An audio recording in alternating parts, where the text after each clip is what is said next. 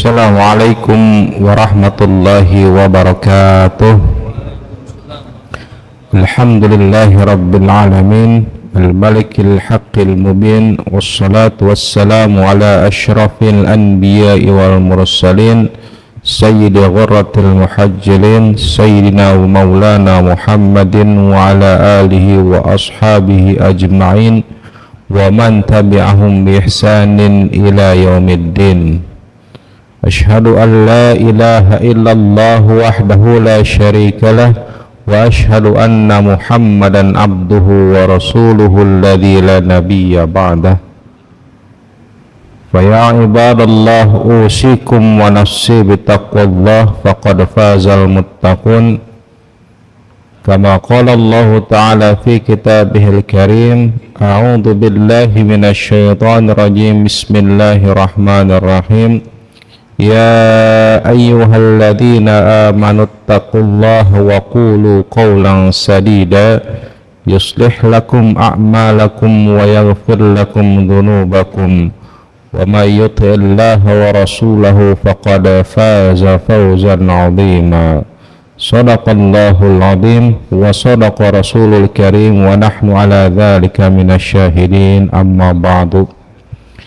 Ma'asyiral muslimin jamaah rahimakumullah.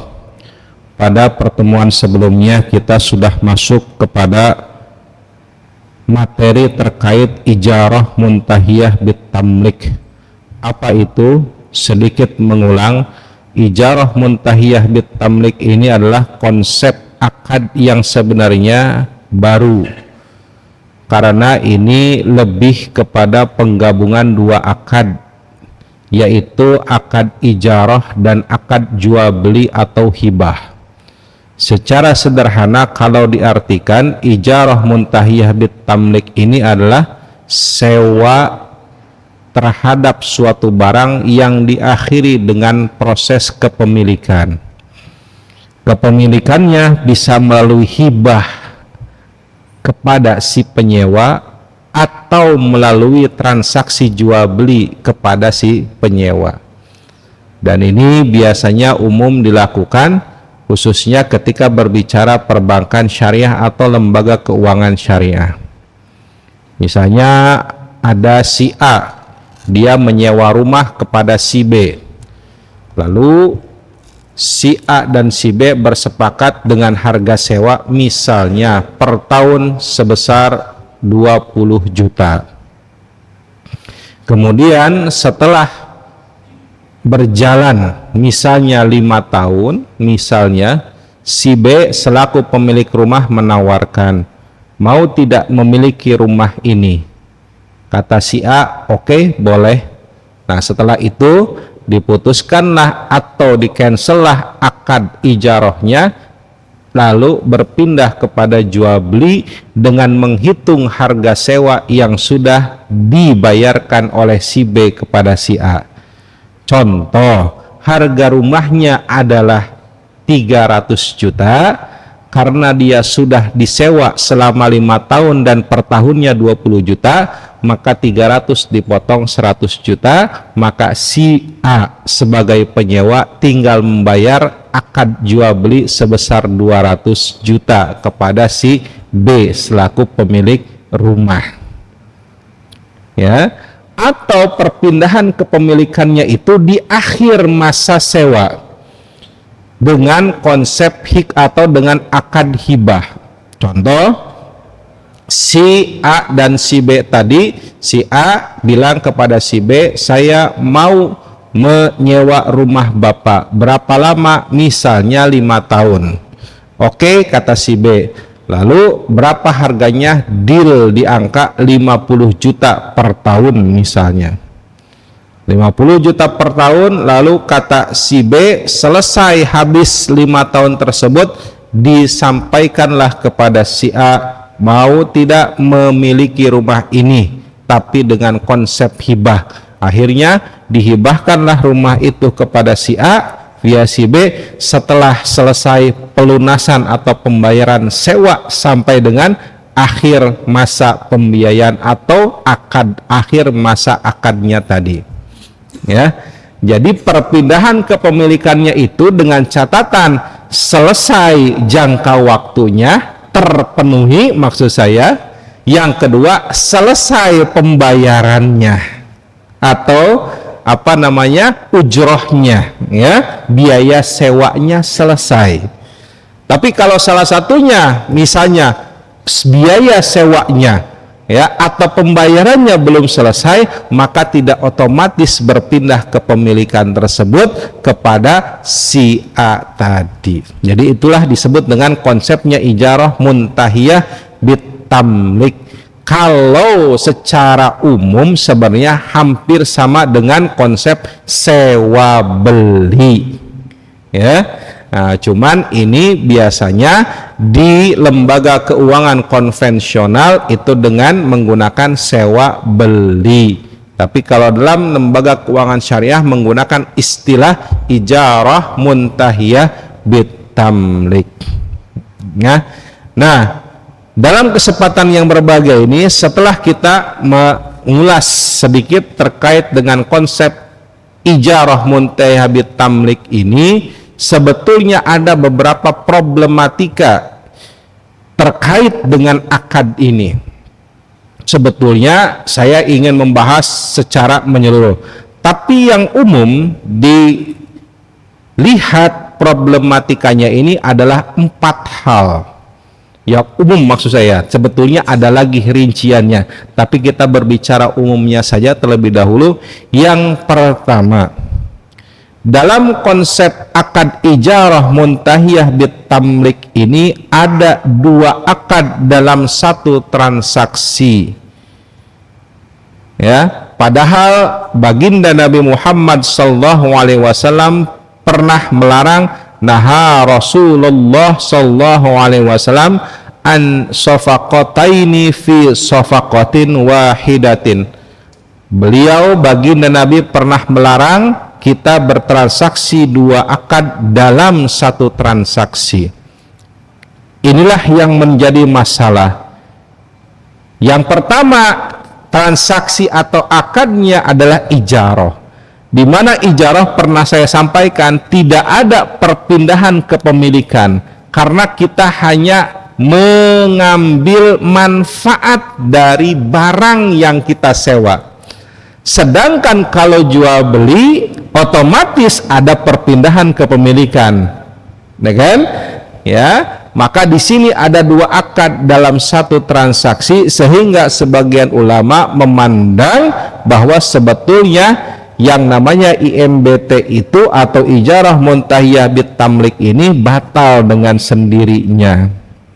Namun para ulama sebagiannya lagi, khususnya ulama kontemporer, menyiasati ijarah muntahiyah bitamlik ini biar tidak ada 2 akad dalam satu transaksi, maka akad yang kedua yang tadi perpindahan kepemilikan tadi, baik itu melalui jual beli ataupun melalui hibah, itu tidak menggunakan kata akad tapi wa'ad, janji, ya kan? Kalau akad mengikat satu sama lain, kalau wa'ad tidak mengikat satu sama lainnya, berarti boleh dibatalkan kapan saja. Itu bedanya, Pak. Wa'ad itu janji, saya janji, ya misalnya boleh dibatalkan kapan saja karena baru wa'ad sifatnya, menjanjikan. Tapi kalau sudah akad, ya, maka tidak bisa dibatalkan oleh salah satu pihak, harus ada 2 pihak yang bersepakat untuk membatalkannya. Itu bedanya. Berarti kalau misalnya sama Pak Haji, misalnya yang punya rumah, saya mau bilang, Pak, saya mau sewa rumah Pak Haji sekian ratus juta, misalnya selama setahun, Pak Haji, akhirnya saya bilang, bagaimana kalau Pak Haji bisa tidak menjanjikan selama 5 tahun selesai, saya lancar terus menerus bayarnya tanpa ada masalah, Pak Haji siap untuk menjual rumah tersebut. Kata Pak Haji, oke, saya menjanjikan. Maka di akhir masa 5 tahun tadi, karena sifatnya janji, akhirnya tidak mengikat. Kalaupun misalnya Pak Haji tidak jadi menjual rumah itu ke saya, tidak menjadi masalah.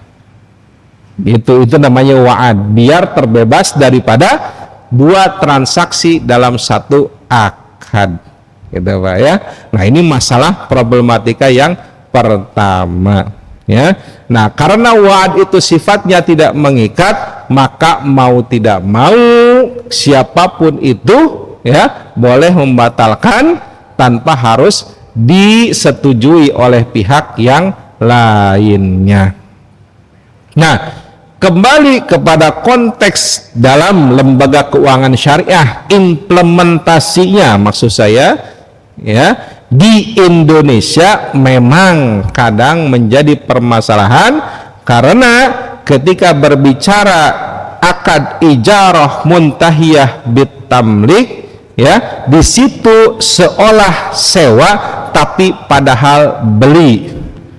Apa contohnya Pak? Apa misalnya yang namanya ijarah itu sifatnya ya tidak bisa dia disamakan dengan jual beli.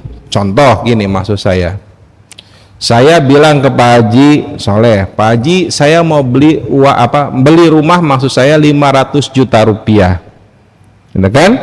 500 juta deal lah, anggaplah deal. Lalu saya bilang bagaimana kalau dikreditkan? Setelah dihitung kata Pak Haji jadi 600 juta misalnya ya. Nah, boleh, nggak ada masalah, kita deal jual beli nih Pak, jual beli ya. Setelah saya deal 600, saya cicil selama 5 tahun 600 juta, selesai lah anggaplah, gitu kan ya. Berarti 5 tahun kurang lebih sebulan 10 juta, gitu kan. Nah, saya cicil 10 juta. Nah, kalau namanya jual beli, saya ketika anggap misalnya setelah 3 tahun saya punya rezeki, Pak Haji saya mau lunasin rumahnya, berarti kan sebetulnya saya baru bayar 360 juta kan, tapi karena kita deal di angka 500 juta maka tetap saya harus melunasi 500 juta kalau jual beli ya. Tetapi kalau sewa menyewa beda. Kalau misalnya setelah disepakati 500 juta tadi, setelah 3 tahun saya bilang ke Pak Haji saya mau lunasin misalnya sewanya saja, maka 360 juta. Setelah itu harga jualnya ya kembali lagi kepada Pak Haji Soleh. Mau dijual dengan harga sisa 140 juta, apakah dijual dengan harga 200 juta? Betul. Apakah di luar lebih dari itu atau lebih murah? Terserah Pak Haji. Nah, itu jadi problematika akhirnya dalam teknis atau implementasi di lembaga keuangan syariah yang ada di Indonesia. Oke? Nah, itu yang pertama. Yang kedua, Bapak dan hadirin sekalian, ketika berbicara akad dalam dunia perbankan syariah, mau itu ijarah muntahiyah bitamlik, mau itu murabahah misalnya ya, mau itu musyarakah mutanaqisah atau apapun itu namanya. Jadi problematika adalah kalau misalnya saya beli rumah ya, saya beli rumah nih di Indonesia, itu yang menjadi pembeli itu adalah seharusnya bank terlebih dahulu membeli kepada developer, gitu kan, atau kepada penjual. Setelah itu bank baru menjual kepada si konsumen pembeli. Itu yang seharusnya. Tetapi implementasinya di lembaga keuangan syariah di Indonesia disiasati ya, si bank sebagai pembeli mewakilkan kepada pembeli, konsumen yang mau beli rumah tadi, untuk membeli rumahnya yang ada di pihak penjual atau developer, kan? Jadi tidak langsung bank mewakilkan lagi kepada si pembeli untuk membeli. Jadi ada beberapa akad akhirnya, gitu kan? Nah, jadi ada beberapa akad dalam transaksi jual beli rumah tersebut. Harusnya si bank beli dulu dari pihak developer atau penjual, baru jual ke nasabah. Tapi karena regulasinya, si bank tidak boleh membeli dan menjual secara langsung kepada pihak konsumen atau nasabah. Disiasatinya, si bank mewakilkan kepada si pembeli, silahkan beli rumah sebagai wakil dari pihak bank dari si penjual. Setelah selesai, langsung balik namanya atas nama si pembeli, bukan atas nama bank. Kalau namanya wakil, hanya sebatas mewakili saja transaksi, tetapi tidak menjadi pemilik langsung akad atau barang tersebut. Sederhananya ginilah, Pak Haji Soleh memerintahkan kepada saya, Ustadz, wakili saya untuk beli motor misalnya. Ini secara simpelnya, saya bilang, oke Pak Haji, misalnya saya diberikan kuasa mandat menjadi wakil, datang saya kepada penjual. Setelah saya deal dengan penjual, motornya saya bawa, kira-kira namanya atas nama saya atau atas nama Pak Haji? Ya kan? Harusnya atas nama Pak Haji Soleh, bukan atas nama saya, karena saya sebagai wakil untuk melakukan transaksi jual beli motor. Tapi faktanya dalam konteks lembaga keuangan syariah, namanya langsung atas nama pembeli, dengan alasan biar lebih efektif dan efisien, ditambah juga biar tidak ada pajak yang ganda atau double tax. Kan karena kalau balik nama ke atas nama bank, bank bayar pajak pemberi. Setelah itu jual ke atas, balik nama ke atas nama konsumen, bayar pajak lagi, pajak jual beli lagi. Jadi 2 kali pajak. Itu alasannya. Gitu kan? Sebetulnya kalau mau fair, bisa jadi pajak ini bisa diperingan. Ya gimana caranya? Tinggal melobi kepada Kementerian Keuangan atau bidang terkait yang mengurusi pajak, gitu kan, dirjen terkait yang mengurusi pajak, supaya memang bisa lebih kompetitif ya, dan juga bisa lebih terjangkau ya. Nah itu yang jadi masalah. Kenapa? Karena sebetulnya ini siapa yang beli, kan jadi rancu. Nah itu yang jadi masalah, problematika kedua dalam transaksi ijarah muntahiyah bit tamlik ataupun dalam transaksi keuangan syariah lainnya, Pak ya. Yang ketiga, problematika yang ketiga yang muncul adalah bagaimana berbicara mengenai ujroh ataupun sewa ya, yang dilaksanakan antara bank dengan konsumen. Itu cenderung sifatnya tidak pasti. Maksudnya gini, sebetulnya yang namanya sewa itu pernah saya sampaikan, itu bisa berubah-ubah, Pak. Terserah yang punya rumah. Pak Haji Soleh punya rumah.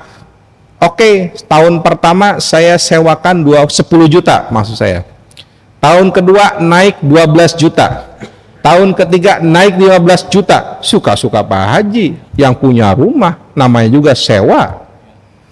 Tapi kalau berbicara lembaga keuangan syariah khususnya bank, ketika ada akad ijarah muntahiyah bit tamlik ini tidak dijelaskan, dibilang saja harga sewa per bulan misalnya 1.500.000 dan nanti akan direview bahasanya Pak, atau ditinjau ulang setelah jangka waktu sekian tahun mengikuti suku bunga bank sentral. Nah ini yang jadi rancu, Pak.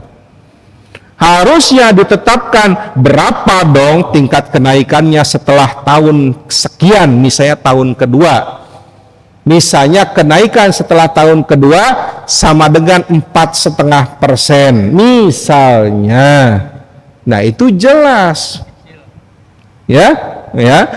Tapi kalau tidak dijelaskan kan jadi simpang siur loh. Gimana sih ini? Akhirnya setelah misalnya kenaikan dengan alasan adanya kenaikan suku bunga bank sentral, ya, dan juga keputusan OJK dan lain sebagainya, dinaikkanlah setelah 2 tahun tanpa ada pemberitahuan yang jelas berapa nilai kenaikannya, prosentasenya di awal tidak disebutkan. Ya, itu yang pertama terkait dengan kenaikan dengan alasan, ya, ya, suku bunga dan lain sebagainya, inflasi itu naik. Sekarang kita balikan, bagaimana kalau suku bunga bank sentral itu turun dan inflasi turun sehingga harga cenderung stabil? Berani tidak bank syariah menurunkan harga sewanya? Saya yakin tidak ada bank syariah di Indonesia ini yang mampu menurunkan harga sewa setelah disepakati di awal. Kalau naik, sangat yakin pasti ada. Tapi kalau menurunkan, saya yakin tidak ada. Kecuali kalau dengan inisiatif sendiri, kita sebagai nasabah datang ke bank syariah, pengajuan untuk menurunkan harga sewa dengan dalih inflasinya sudah turun, suku bunga sudah turun dan lain sebagainya, dengan pertimbangan itu pun pasti nilainya pun tidak besar. Naiknya lebih tinggi tapi turunnya itu hanya sedikit. Maka dalam hal ini tidak ada konsep tawazun, keberimbangan. Sederhananya, ketika untung pengen tinggi, ketika rugi dia pengen paling ngambil rendah atau ngambil sedikit. Nah, ya, ini yang jadi problematika. Saya bukan mengkritik, berbicara mengenai, kalau bisa dibilang kritik, mengkritik, tapi hanya sifatnya membangun, khususnya kepada lembaga keuangan syariah yang ada di Indonesia, ya, supaya bisa lebih baik. Kalau seperti itu, saya yakin tidak akan mampu bersaing dengan konvensional, gitu kan? Karena dalam konsep konvensional sekarang ini, Bapak dan Ibu sekalian, yang flat, namanya flat itu betul-betul flat, tidak berubah, gitu kan? Tidak ada KTBLC itu dan ini sebagainya. Ya, silakan saja. Ini hanya sekedar masukan. Tidak ada konsep tawazun, keberimbangan, dan ta'adul, keberadilan satu sama lainnya. Nah, hadirin ma'asyiral muslimin jamaah rahimakumullah, dan terakhir sebetulnya yang kita lihat atau saya pribadi lihat adalah bagaimana ketika terjadi problem macet, gitu kan, macet misalnya nasabah ini, bank syariah itu kebanyakan tidak menempuh jalur yang sifatnya musyawarah atau persuasif, tapi langsung sama seperti bank-bank konvensional, eksekusi dan seterusnya. Padahal kalau kita lihat fatwa Dewan Syariah Nasional nomor 47 tahun 2005, setiap yang namanya permasalahan harus diselesaikan dengan musyawarah untuk mufakat. Kalau tidak ada musyawarah untuk mufakat, barulah menempuh jalur sesuai dengan hukum yang berlaku di negara Kesatuan Republik Indonesia. Ini jadi masalah, Pak, ya. Ketika misalnya contoh dalam konsep ijarah muntahiyah bit tamlik, saya macet, anggaplah setelah 3 tahun dari kontrak 5 tahun saya macet, tidak bisa bayar, Pak. Sisa pagu anggarannya itu atau apa namanya pembiayaannya itu, ya, misalnya 100 juta, sisanya, Pak, sisanya seharusnya kalau ijaroh nih, Pak, sewa, bagaimana saya bisa membayar, ya, biaya yang rumahnya saya, manfaatnya saja tidak saya miliki, tidak saya tempati. Kan saya macet setelah 3 tahun, sisa 2 tahun, tersisa angsuran 100 juta. Kalau ijarah atau sewa, ya ngapain saya bayar sewa sisanya? Orang saya udah nggak sanggup, saya juga sudah tidak menempati rumah tersebut, saya udah ibarat kata disuruh pindah, disuruh keluar oleh pihak bank. Loh, ngapain saya bayar sewa lagi? Tapi faktanya termasuk di bank syariah itu sendiri, meskipun saya macet di tahun ketiga, tetap saya harus membayar sampai selesai di tahun kelima itu. Bagaimana ini tidak memberatkan? Padahal di satu sisi bank konvensional justru memberikan keringanan. Kalau misalnya tidak sanggup, ya sudah, sisa pembiayaannya dihapuskan. Inilah yang jadi problematika itu. Sehingga ya mohon maaf kalau berbicara mengenai konteks keindonesiaan, akhirnya ya saya katakan sulit untuk bersaing dengan konvensional ya. Kalau seperti ini terus, padahal seharusnya harus lebih fair. Oh iya, saya tidak ada sisa lagi nih karena saya si nasabah sudah tidak sewa dan sudah tidak tinggal lagi di rumah itu. Ngapain saya menetapkan harga sewa terhadap rumah yang sudah tidak ditinggali? Doror namanya, Pak. Ya, ada madorot di dalamnya. Ketambah lagi, Pak, belum selesai untuk itu kalau kita harus fair, anggap rumahnya dilelang, Pak. Setelah dilelang, nilainya ternyata ada lebih. Sisa angsurannya itu 100 juta misalnya tadi. Setelah dijual untuk menutupi sisa angsuran ada lebih 100 juta. Nah, inilah yang jadi masalah, terkadang suka culas. Sisa 100 juta itu bukan dikembalikan kepada nasabah, tetapi diakui sebagai keuntungan pihak bank dengan dalih biaya, misalnya biaya pengacara, biaya pengadilan, biaya ini, biaya itu, dan lain sebagainya. Akhirnya si konsumen tidak dapat apa-apa. Seharusnya kalau memang ada kelebihan biaya setelah dipotong biaya operasional dan lain sebagainya, atau yang disebut dengan takwid pengganti, maka serahkan kepada konsumen berapapun itu nilainya. Jangan sampai nanti memakan harta secara batil, karena Allah Subhanahu wa taala berfirman dalam Al-Qur'an, ya ayyuhalladzina amanu la ta'kulu amwalakum bainakum bil batili illa an takuna tijaratan an taradim minkum.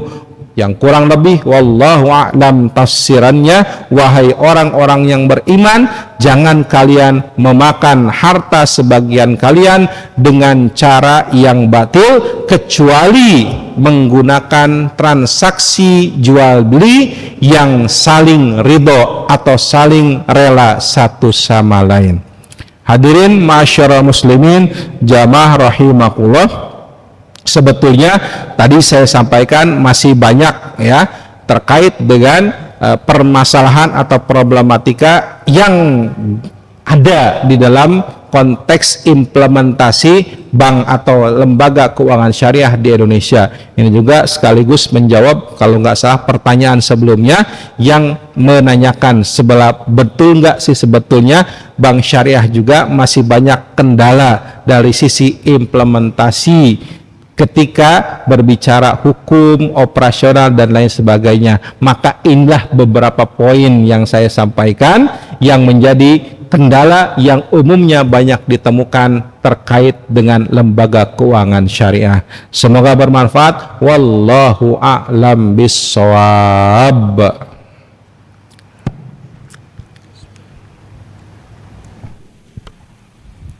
Jamaah masih ada penduduk Jambi. Setelah kita dengarkan tadi masalah-masalah di perbankan syariah, mungkin masih ada jamaah yang merasakan itu.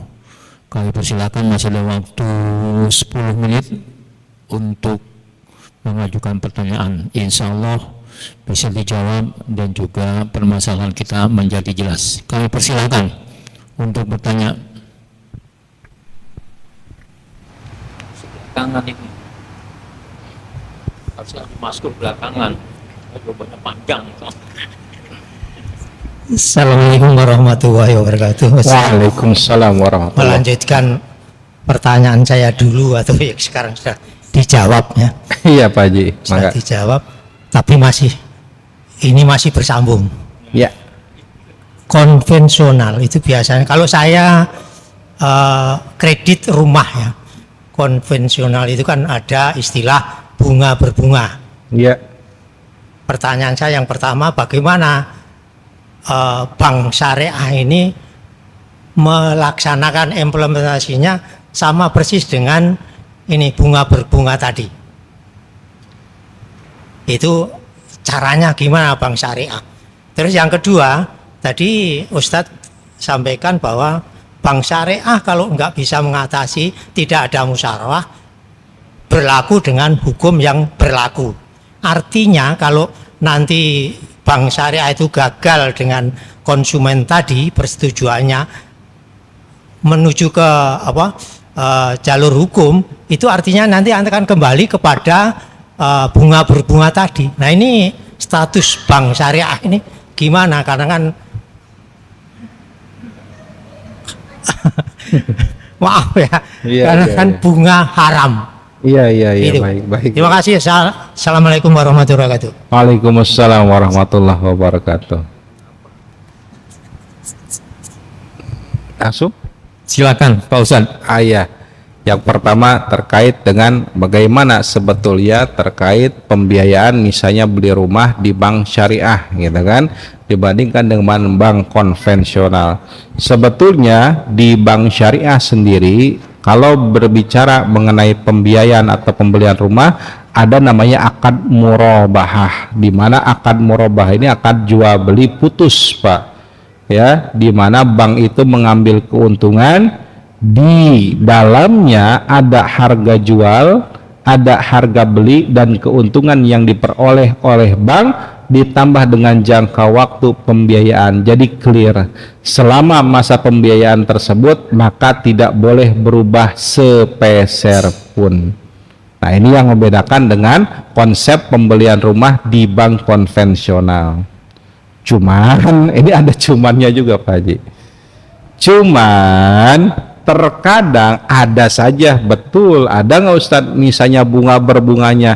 Nah, ini yang jadi masalah. Kalau tadi saya katakan misalnya terjadi keterlambatan angsuran, ternyata ketika di bank syariah terjadi keterlambatan angsuran pun ada denda ya, dan denda ini sebetulnya kalau mau fair seharusnya tidak boleh masuk sebagai bagian daripada keuntungan bank, tapi harus disalurkan menjadi dana sosial.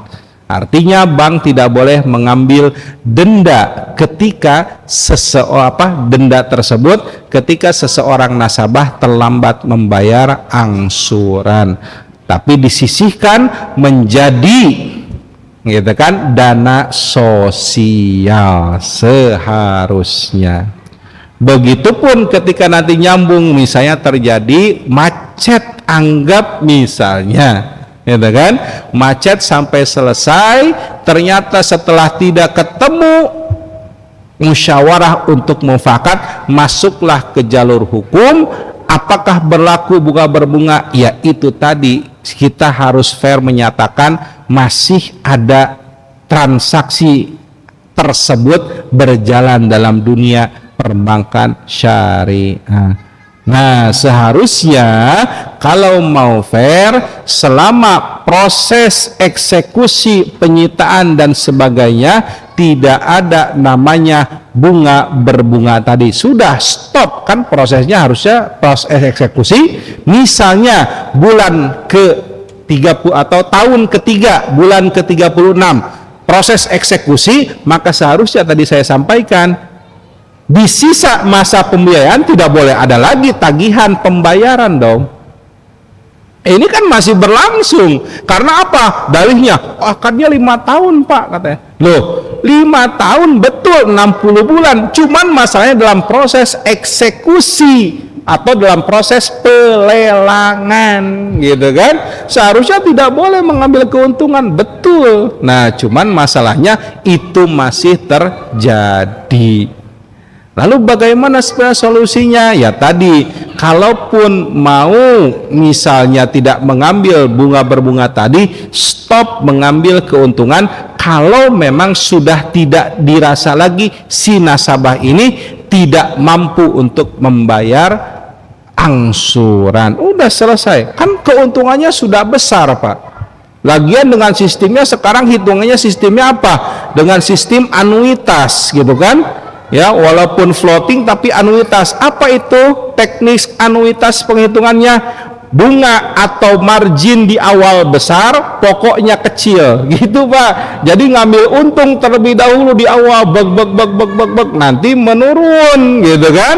Nah, akhirnya nanti ketika di akhir-akhir terbalik, ya, marginnya kecil, pokoknya yang besar. Nah itu teknisnya, harusnya jangan seperti itu. Makanya tidak salah kalau sebetulnya ada juga gitu kan, apa namanya ya, sindiran gitu kan, ya sebenarnya bank syariah mah cuman bank konvensional berkedok agama saja katanya. Ya saya tidak bisa menyalahkan pendapat seperti itu karena faktualnya tadi implementasinya masih sama saja, ya saya harus akui itu.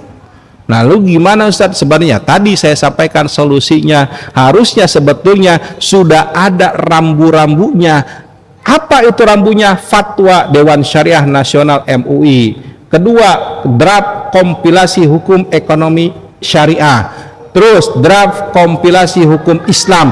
Kalau saja mau fair itu dilaksanakan, insya Allah meminimalisir adanya penyelewengan terkait implementasi di lembaga keuangan syariah gitu Pak Haji. Wallahu alam bishawab.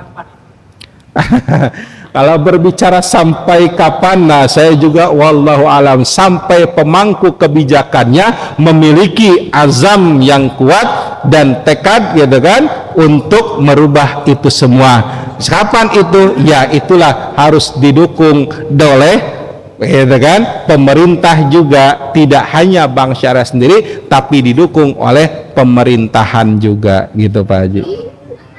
Mudah-mudahan segera itu Pak Haji ya. Oke. Bagaimana, masih bisa ada yang bertanya? Pak Ustadz? Oke. Mangga. Masih ada satu orang Pak Supriyono, mangga mau Pak Haji. melunasi hutangnya mungkin. Amin, mudah-mudahan. Mungkin izin bertanya Pak Ustadz terkait jual beli. Kebetulan yang mau beli rumah saya, ini contoh aja Pak ya. Iya, baik. Yang misalnya harga rumah saya 300 juta. Ternyata yang mau beli itu cuman punya uang 200, kurangnya 100 juta. Baik. Apakah saya salah apabila meminjamkan dulu sertifikat untuk sekolah gitu Pak, istilah kata bekerja sama dengan bank konvensional untuk pembiayaan gitu. Apa mereka kan jelas pakai bunga. Iya. Apakah saya dosa gitu Pak? Karena saya butuh dulu juga. Nah mereka butuh duit pinjaman. Iya. Yang intinya pinjaman tersebut pakai bunga. Kita coba mengasih, mohon petunjuknya. Iya, terima kasih Pak. Iya. Kalau berbicara dosa sebetulnya agak repot juga gitu kan, karena ini hubungannya pahala dosa bukan saya sebagai hak prerogatif ya, tapi Allah Subhanahu wa taala. Tapi kalaupun misalnya saya usul Pak, kalau memang itu masih ada lembaga keuangan yang sifatnya negara, BUMN, lebih baik ke situ karena keuntungannya itu masih dividennya atau dividennya masih dibagi kepada negara dan insya Allah memberikan kemaslahatan untuk masyarakat yang lain. Kalau mau lebih baik ke bank yang sifatnya pemerintah atau BUMN ya. Gimana Ustaz? Dosa ya meminimalisir saja. Karena di situ ada keuntungan yang dirasakan bagi negara. Lalu bagaimana solusinya? Ya kalaupun mau gitu kan, BMI Pak, Bank Mertua Indah, itu itu yang lebih pas gitu kan, kalau bisa dibilang lebih aman dan nyaman. Tapi kalau ada bank syariah, mungkin saya sarankan bisa dengan bank syariah juga. Tapi kalau bank konvensional, silahkan ke bank konven yang punya negara atau BUMN, gitu kan?